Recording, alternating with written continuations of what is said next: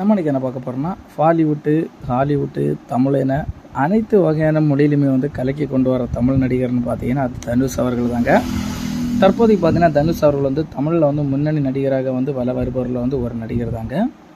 இவர் வந்து தெலுங்கு, ஹிந்தி, ஆங்கில படங்களில் வந்து நடித்து வராருங்க.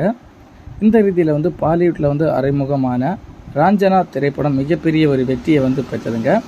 தொடர்ந்து பாலிவுட்டில் வந்து சமிதாப், அட்ராங்கி ரோ ஆகிய படங்களில் நடித்தார்.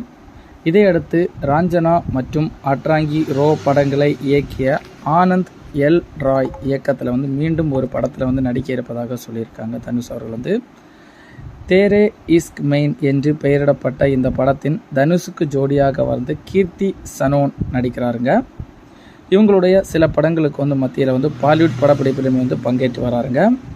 அது மட்டும் இல்லாமல் தமிழ்லையும் எக்கச்சக்கமான திரைப்படங்கள் வந்து கைவசம் வச்சுருக்காருங்க தனுஷ் அவர்கள். வந்து இந்த திரைப்படத்துக்கு இடையில எந்தெந்த கேப்பு கிடைக்குதோ கால் சீட்டை பொறுத்து வந்து அவர் ஹாலிவுட்லேயும் வந்து நடித்து கொண்டு வராருங்க. ஒரு இடத்துல வந்து ராயன் படத்துக்கு பிறகு நிலவுக்கு என்மேல் என்னடி கோபம் திரைப்படத்தை வந்து இயக்கியிருந்தார்.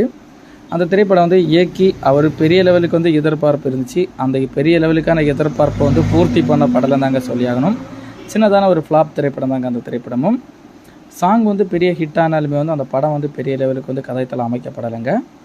அதனைத் தொடர்ந்து இட்லி கடை படத்தில் வந்து நடித்து முடித்து இயக்கி அந்த திரைப்படம் வந்து ரீசெண்டாக வந்து வெளியாகப்படுறதுக்கான டேட்டுமே வந்து குறைத்து கொண்டு வராங்க.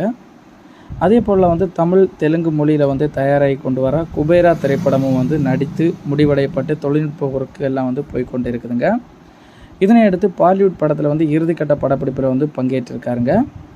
இது மட்டும் இல்லாமல் அவருடைய பணத்தில் வந்து இணைந்து வெளியாகி வைரலாகியும் வருதுங்க. இந்த படத்தில் அவருடைய விமானப்படை அதிகாரியாக இந்த திரைப்படத்தில் வந்து அவர் நடித்து கொண்டு வராருங்க பாலிவுட் திரைப்படத்தில் வந்து.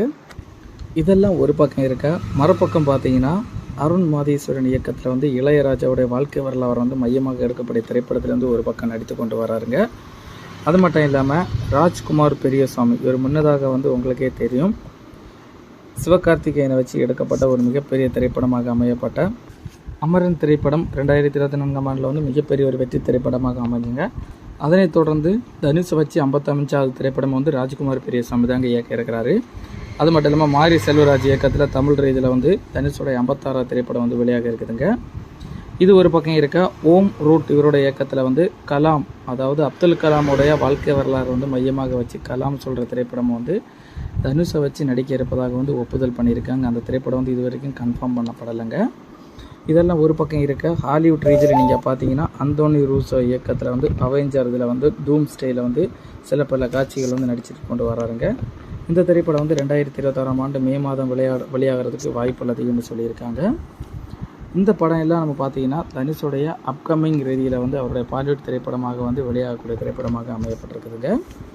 2025, 2026ஆம் ஆண்டில் வந்து தனுஷுக்கு வந்து எக்கச்சக்கமான பெரிய பெரிய ஃபியூச்சர் இருக்குதுங்க. ஹாலிவுட், தமிழ், பாலிவுட் ரீதியில் வந்து பெரிய ஒரு ஃபீச்சர் இருக்குதுங்க.